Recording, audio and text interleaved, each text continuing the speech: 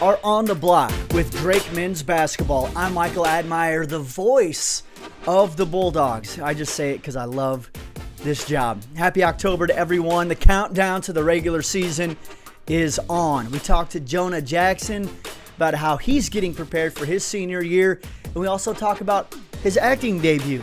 But first, it's Ty Patton's top 5. The guidelines were to pick his favorite games, but it didn't necessarily have to do with basketball. And he comes up with a top 5 you do not want to miss. So let's jump right into the top 5 topics. 5, 4, 3, 2, 1. 5, 4, 3, 2, 1. 5, what you waiting for? If you want to 3, 2, 1, let's do it. It is the top 5 topics with the Assistant Athletic Director of Athletic Communications, Ty Patton. Ty, we are celebrating today because I know you're fully aware that today is International Podcast Day. So happy International Podcast Day. I assume that's why you were so willing to jump on here. Yeah, without a doubt.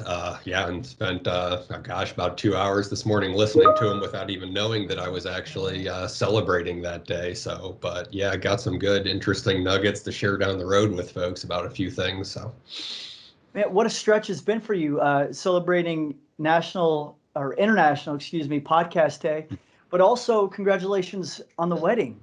Yeah, thank you. It's been a whirlwind of a last 6 months for me.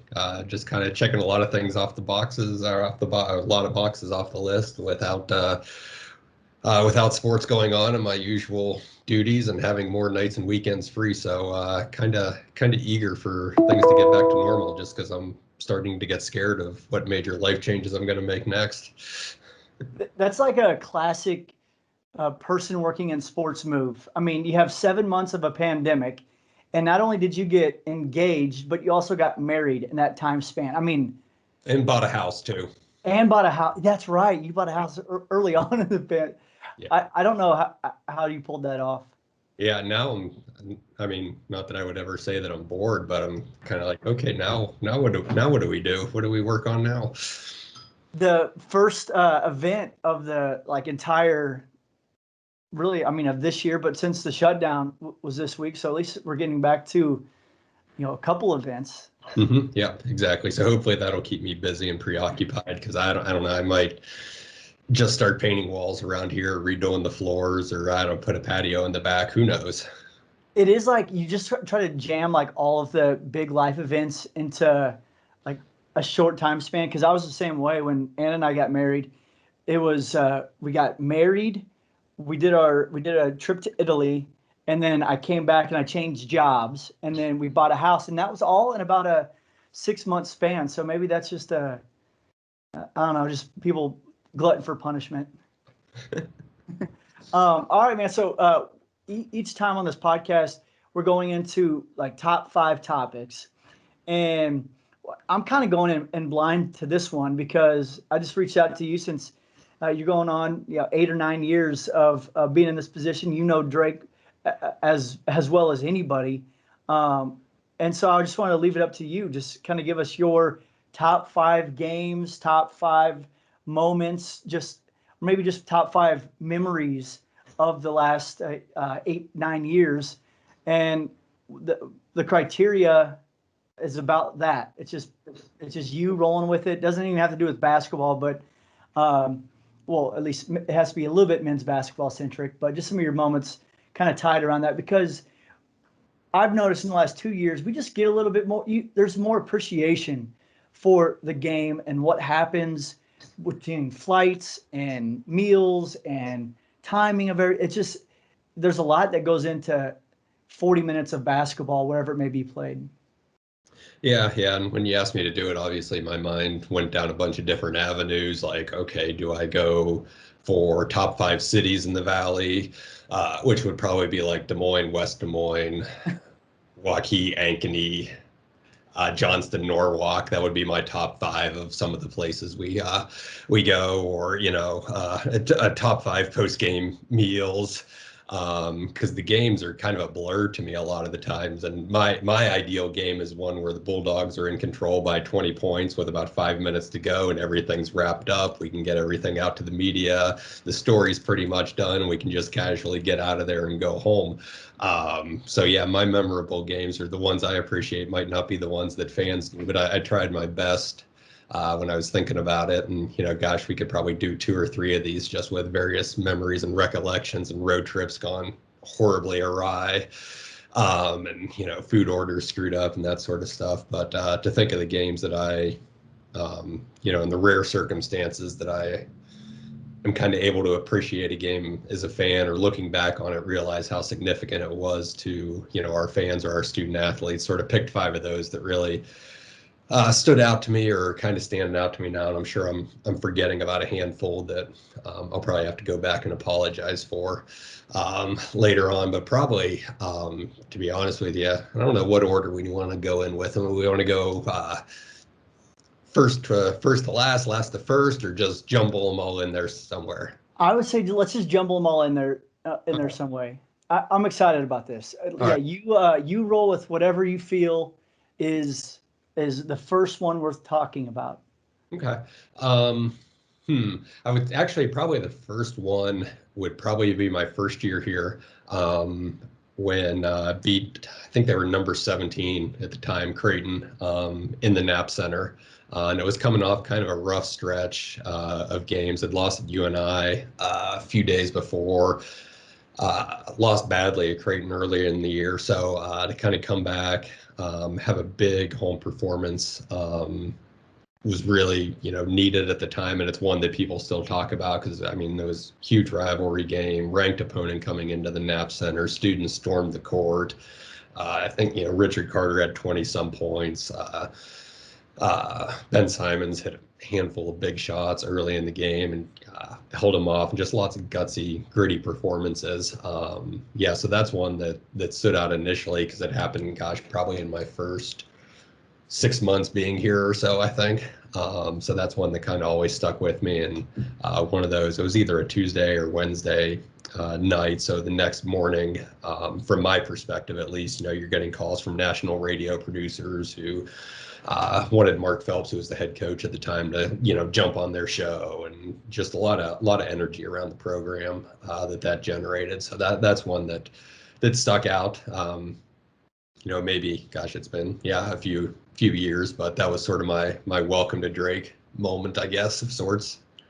I love that one because it was a little bit of my welcome to Drake moment, because that was 2013. I believe it was like, I can almost tell you the date. It was like a February 12th or 13th, or like right around that time period. End of January, yeah. Was that the end of January? Okay. Because I remember I had just accepted the job to go to Des Moines, to move to Des Moines at WHO, and I'm with some buddies at a bar, and we're watching the ESPN Top 10, and it was like 1 or 2 that night because of the court storming and all that stuff. And I just remember looking up at the TV saying, that's where I'm going there, in the next week or two. That's awesome that, it's getting national attention. So that was one of the first a memory for me early on too. That's neat. I like that. Yeah. Probably after that, I would say one that sticks out was it would have been Coach Medved's first year, well, only year. Would have been November 2017 in what was the Paradise Jam, hosted in Lynchburg, Virginia, due to the hurricane. So in the opening round of that, beat Wake Forest, I think it was 77-74, something like that. And had, two seniors at the time, Reed Timmer and Graham Woodward. They probably combined for about 50 points in the game. And it was just a real confidence boost for the program at a time where it was really needed, and sort of the first time you saw, a handful of those guys play, with some swagger that maybe they had lost over the previous few years. And I think, Reed had probably 6 3-pointers in the game. Graham might have had 5 or 6 too. We're just kind of just burying it all night long, and to beat an ACC foe in Wake Forest, which I think, and I might need to go back and check this, but it was the first time Drake had beaten an ACC team since they beat Carolina in the 1969 men's basketball tournament, and when they used to play the consolation game the day after. And we're down by 10 or more points at least twice in the second half, and rallied back and showed a lot of grit and just kept firing in buckets. And that, sort of set the tone for the rest of the year, and kind of the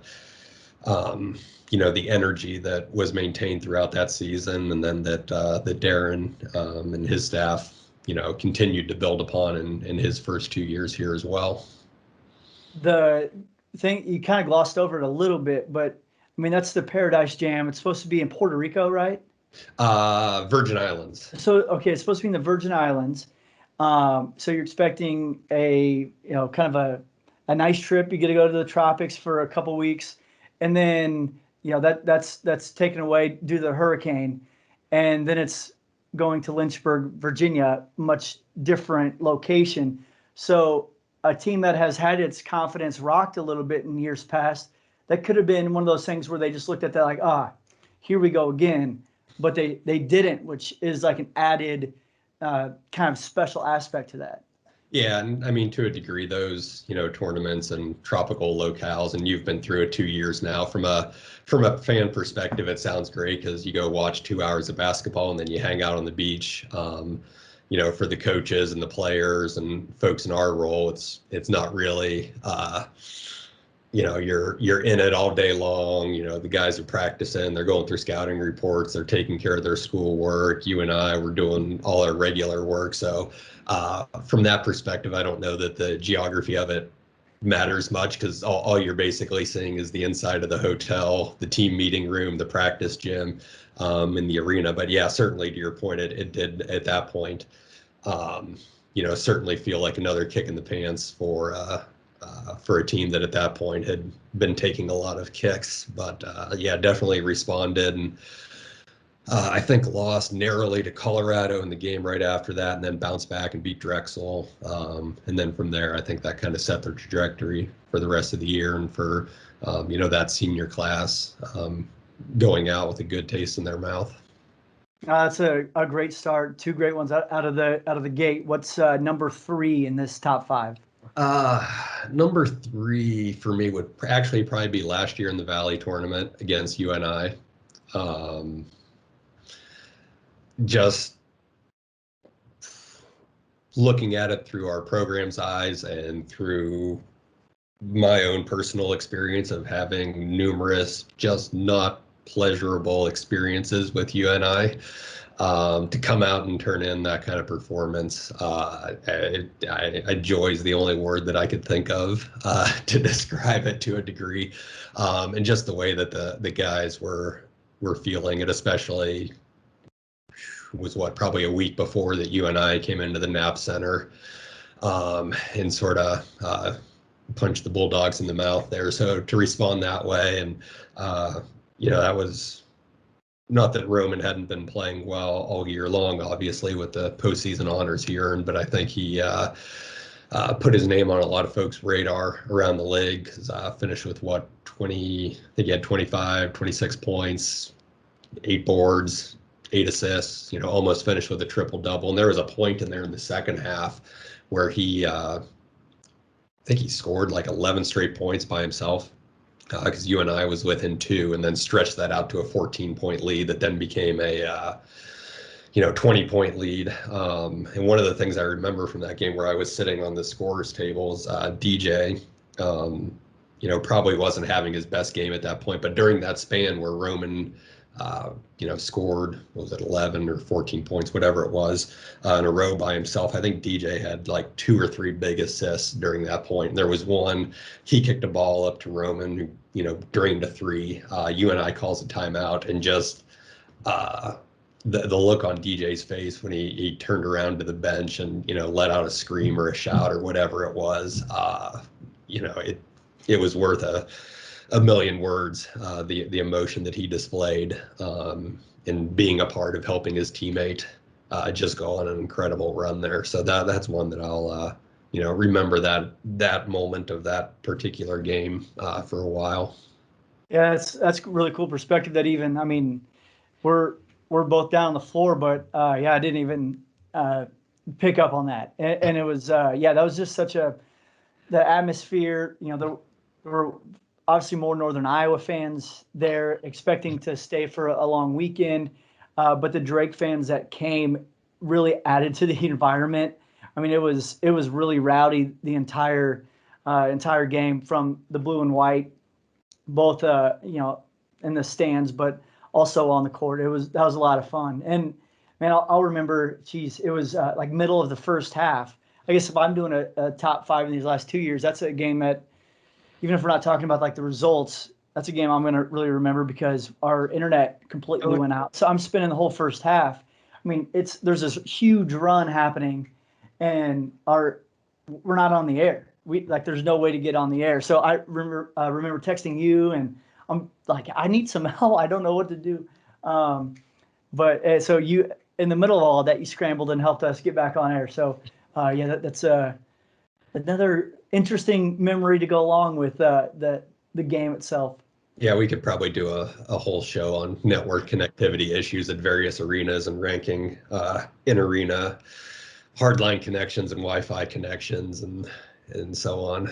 That has to be, you may have to start your own like sports information director like podcast, just all the stories that you've experienced over the years. I'm sure you have plenty of guests too. Yeah. Most of the stories I probably can't tell, or at least I don't know. I haven't signed any NDAs or anything like that, but we might need to let a few years pass before we let some of those stories see the light of day. So. All right, let's move on to number 4. We got a couple more left here on this top 5. I would probably go with. God, I'm blanking on the name of the tournament now. The one in Las Vegas, the Continental Tire Classic or whatever. Yeah, something along those lines. Yeah, the title game in that tournament against San Diego. That was two overtimes. And gosh, the 2 overtimes and probably the last like 5 minutes of regulation just felt like a heavyweight prize fight, with two teams just trading punches and big shot after big shot after big shot. And you had Brady Ellingson, who, what was it, like 1.8 seconds left, hit a 3 to send it into overtime, I think. And he scored, I think he finished with like 25 points and had 20 of them in the second half, just to get it to that point. And then in overtime, Nick Norton took over. I think he finished with 30 points, 21 of them were in the OT period, and I think he made about 10 big ones from the free throw line to kind of seal it, and hit 2 threes right off the bat in the second overtime to kind of give up a little bit of a cushion and force San Diego into sending the Bulldogs to the line there a little bit. And it was an exhausting game to watch, because you're just like, every time you thought like, okay, we're going to win, or that's it, we're done. One of the two teams would fire back and draw even. So it was a relief when it was over, one way or another, just because it was an emotional roller coaster for anybody watching it, and especially for me, because I think it was being played in the evening there. So I'm like hoping that it wraps up so that we can get it on the 10 o'clock news, and we're up against that deadline. But then when, finally won it, and the celebration in the locker room after, which you weren't in there, but I swear there had to be like 3 inches of water on the floor, just from the coolers that they doused Coach DeVries with, and the guys with their water bottles. So I don't know if we ended up having to send them a check to replace the drywall in the locker room there, but it was pretty wet and messy, and that was just a special year all around for a variety of reasons. That was sort of one of the first of those special things that happened. And then, right before Christmas, anytime you're playing a game on December 23rd, like, you want to win that one and send everybody home happy. And it was on national TV, got replayed like 36 times during Christmas week. I know I watched it like 3 times while I was, at my folks' house.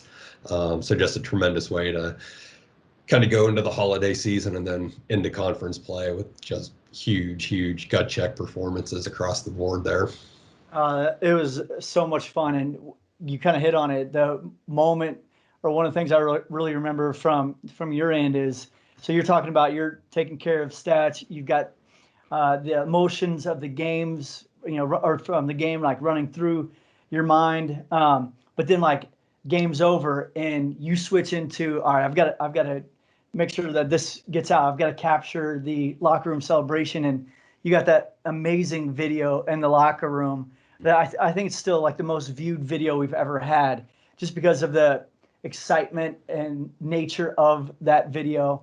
And then yeah, I don't know how you pulled it off, but Coach DeVries was changed and out at post game interview, but by the second break. I mean, he was out there, so you got your job done too, which is what you always do.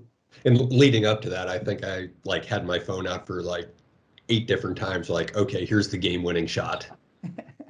Okay, that's it. And then they'd come back down, hit another big one. We'd go down, hit another big one. So yeah, that was part of the whole like, oh boy, we're doing this again. But yeah, just a phenomenal game. All right, we have reached our final moment in Ty's top 5. Yeah, that's 5 already. Yeah. Probably have some deep cuts in there I need to get to too. Would probably be the win at Missouri State back in 2017 for a lot of reasons. One, hadn't won at Missouri State since like 2001 at that point. It just kind of been a house of horrors for Drake, regardless of whether it was at JQH Arena or the old Hammond Student Center. It's the place even the 2008 team couldn't get a win at. And I think had 3 wins all time in Springfield. And the team at that point was being coached by Coach Rudder after the transition, when Coach Giacoletti resigned. And you had a handful of guys that had really been through a lot, been through more than any group of student athletes probably deserves to go through in terms of facing adversity and coaching change mid-year, and we're kind of in a swoon there. And all that coupled together with it being a place that Drake really hadn't won in forever, and then to come out with an overtime win there. And it was another one where it was just clutch play after clutch play after clutch play. Reed Timmer finished with, I'm trying to remember, because there were 2 games there that he had big games to win it. One where he hit a shot from the logo, which sounds impressive, but Missouri State logo has like 3 seats in Congress and its own archdiocese. So it stretches from baseline to baseline. But yeah, I think in this one, he had like 25, 27 points or something like that. Graham Woodward, if I recall, hit a big shot in overtime. And then there were a handful of just really, really clutch defensive stands by Graham and Ori Arigondade. Missouri State at the time, their big score, I want to say they held him to like 5 of 20 shooting on the game. And it was another one where really what made it for me, not only the excitement on the court, but just in the locker room afterwards. That same joy that you saw in the Las Vegas win was there probably tenfold, just because those guys had been through so much, and there was just such a absolute genuine release of joy from them and the coaching staff afterwards to go in and get that win at a place where there hadn't been many wins, in a season where there hadn't been many wins either, and there was a lot of uncertainty. Just for those guys to have that moment of happipiness, and to share it with them meant a lot to me, and I hope that it's something that still means a lot to them too. Because like I said, it's a place that there hasn't been a whole lot of success, and to go in there and win the way they did. They earned that moment for sure. So to see him celebrate like that, that's something that still sticks with me. That game, kind of really, it did change the tide a little bit too of that season. There was like a flash of hope within a season that, like you had said, hadn't previously shown much of it. And I know it became a rally around Coach Rudder, who is just the most likable, genuine human being you'll ever come across. So I remember being on the TV side of things that year at WHO. I mean, I know we were hounding at you guys like, all right, we need video, we need this, and that. What can we get somebody call in and just we want to cover this as much as possible because it was such a special moment. And I mean, again, you're celebrating these awesome moments, but you got to put that SID hat back on. I mean, how quickly was that transition from this is fun, I want to enjoy it, but then also, got to get some stuff out there. Yeah, there really isn't a transition for me. Yeah. Just because by nature, I never really get too high and get too low. And professionally, and that's a lesson I learned probably my second or third year in the business. It's just something you can't, you can enjoy it. And certainly I enjoy wins much more than I enjoy losses. But at the end of the day, my job and my performance is the same, whether it's a thrilling win, a 20-point win, or a 20-point loss. What I have to do professionally is the same. So I kind of have to maintain that same professional comportment and composure. And you're there, you're emotionally invested, but you can't be to that degree. Because otherwise, some of these losses and tough stretches, I mean, they'll absolutely gut you, especially when you're working with more than, one team, when there's half a dozen or a dozen different teams you're working with. If you're, at least in my role, emotionally invested to that point, and I shouldn't say emotionally invested, but allow your emotions to be controlled by the result on the field or on the court, which you have no control over whatsoever. It's going to be tough on you. And there's going to be points where your professionalism is going to suffer significantly. And that's something that had a situation where I kind of went through that with a team where I was really like emotionally locked in with them, lived and breathed and died with them, and had a game in a conference tournament that didn't go our way. And I was, just absolutely wrecked and devastated to the point I pretty much couldn't do my job and had to ask a coworker to like step in and I need you to do this for me and take care of this because I can't function right now because I'm just so racked over this loss. So yeah, you can't really let yourself get to that point. And that's sort of, something I've tried to communicate to maybe younger folks in the profession. That's tough to do, but you need that little bit of separation so that, when somebody in a media role calls you after a big win or a big loss, professionally, you're always there and able to do your job and do it well and do it, with a great deal of composure. And that's fantastic advice. Because you're dealing with media that they at times only have so much interaction, especially with Drake men's basketball or Drake sports in general. I mean, they only have so many interactions with people at Drake University. So each interaction is important. And if you're frustrated or upset or emotionally exhausted, that could translate into something else to somebody in the profession that maybe not what you're trying to translate to them. Yep, and you can, certainly be involved and invested and be passionate about it. You just can't let it control or dictate your emotions, or needs to be a certain amount of stoicism involved in it, I suppose. Well, you showed a little emotion about that Missouri State game, so there's a little bit there, but time's passed. Yeah, a group of guys who, as tumultuous as those years were on them, they certainly, were on me as well.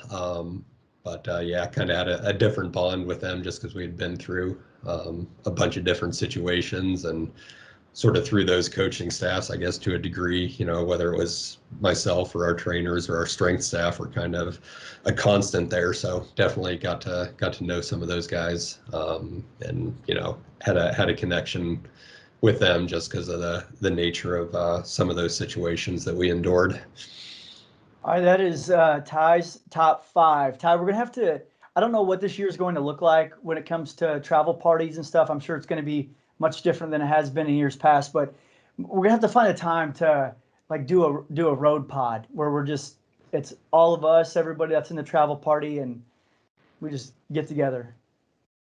Absolutely. Well, as you know, in every spot we go, I've got my favorites and my lists of places, and depending on the night, usually can tell you where the specials are that night or whatever.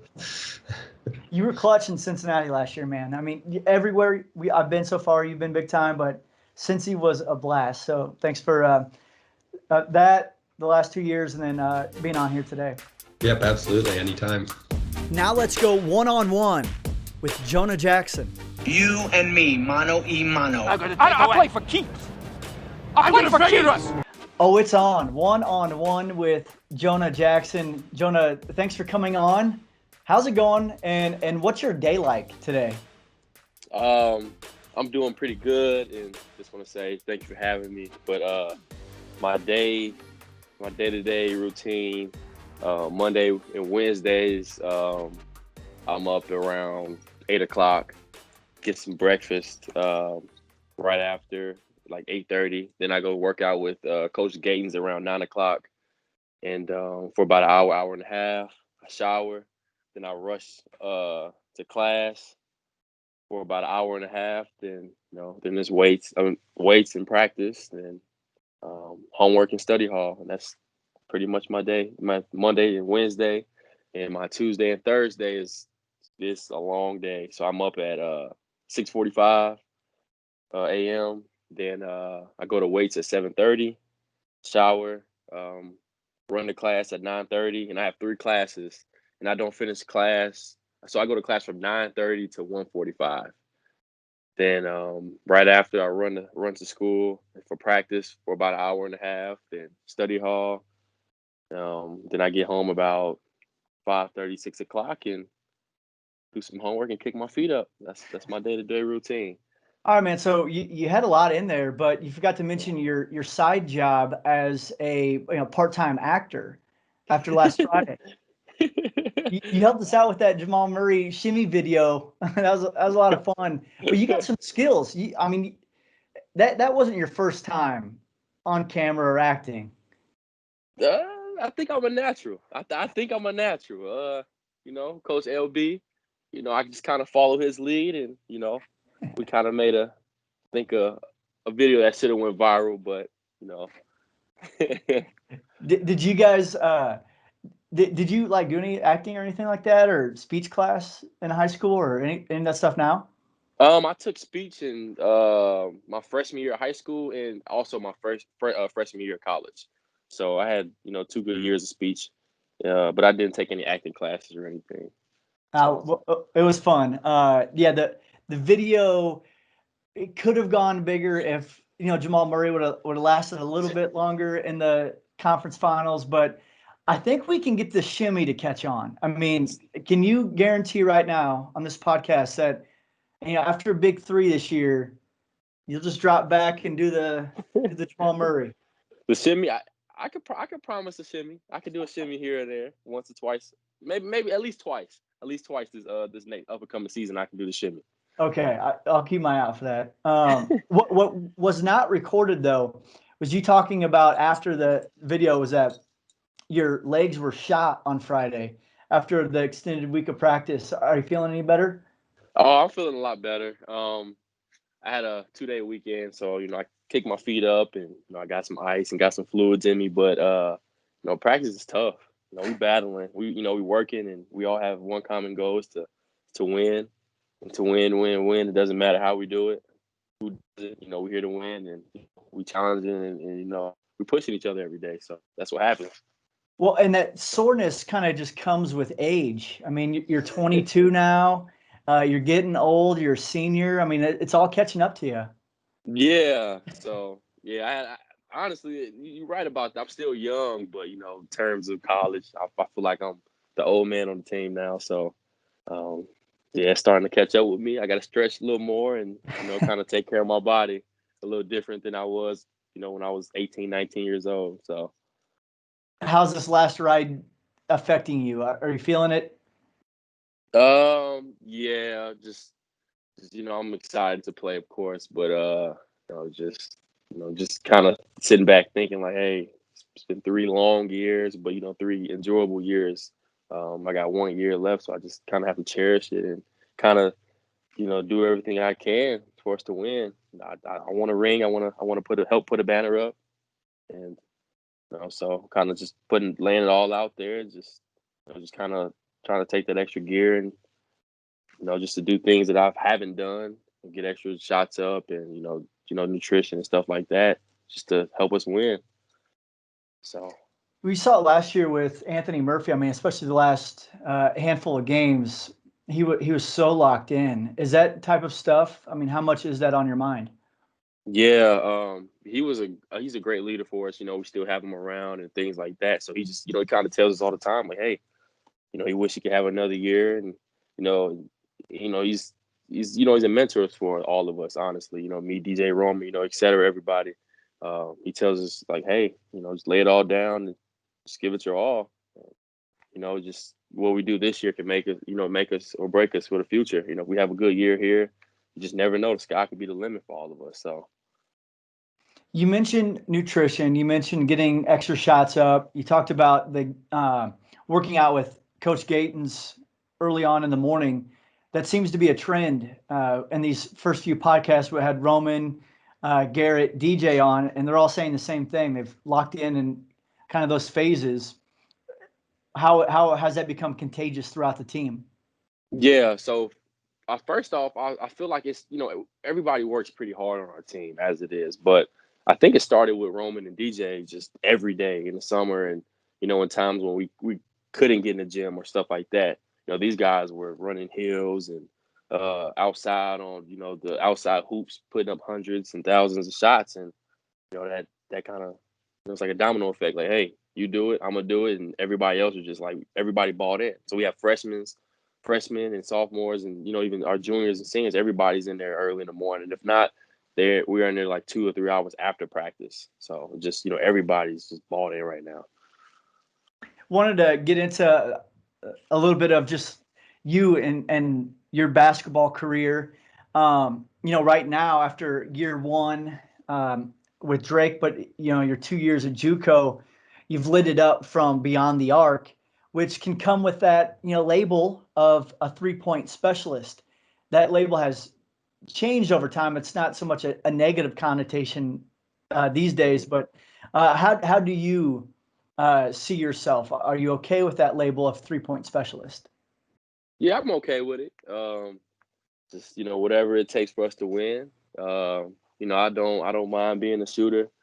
People labeling me as that, but as long as I'm valuable to this team, if coach needs me to shoot threes, to make threes, then I'll do it. I feel like that's what I'm good at. I feel like that's what coach brought me here to do. I've been doing it my whole life, so I feel like there's really no shame in it. So if it's not broke, don't fix it. So I'm with you there. All right, so what happens first?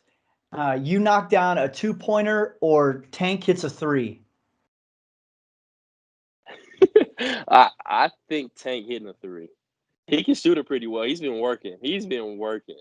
I got to take Tank knocking a 3 down. Well, yeah, he's got a pretty stroke, especially in mid-range. I was surprised when I started looking at his stats and saw that he'd only attempted 2 in his entire career. So, yeah, look for him knocking one down. And I mean, coach has gotten you some looks. Yeah. You've been there. It's going to happen for you as well. All right, so we had Corey Marquardt on that first episode of On the Block, and he singled out you as a player to watch this season.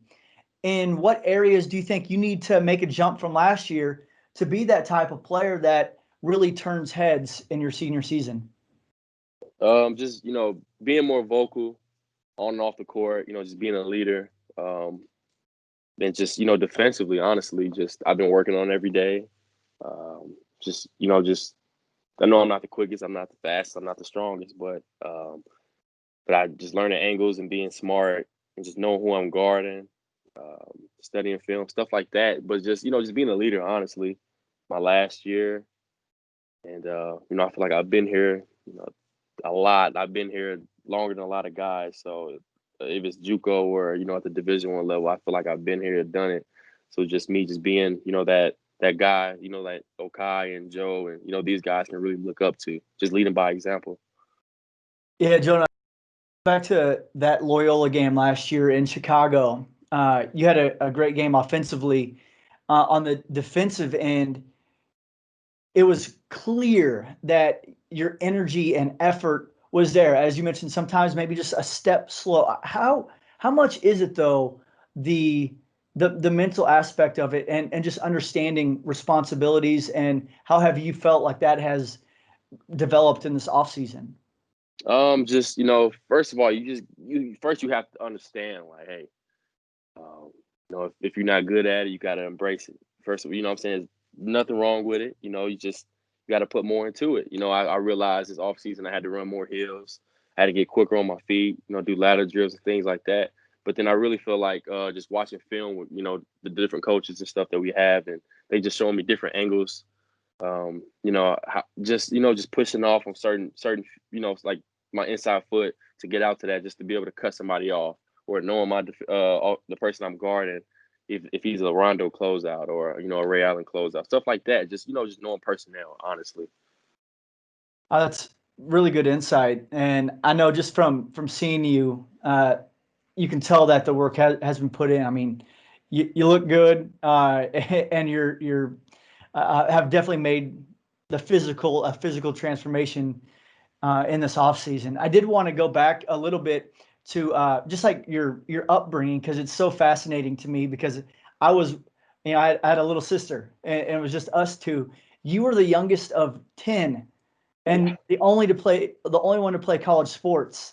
I mean, when you all get together, do you have the bragging rights? Yeah, I do. I do have the bragging rights. I can't lie, um, but honestly, all my brothers and sisters, they taught me a little bit, what they went through and, their struggle. So I didn't have to struggle growing up. I watched one of my older brothers, Ben. He was a really, really great shooter.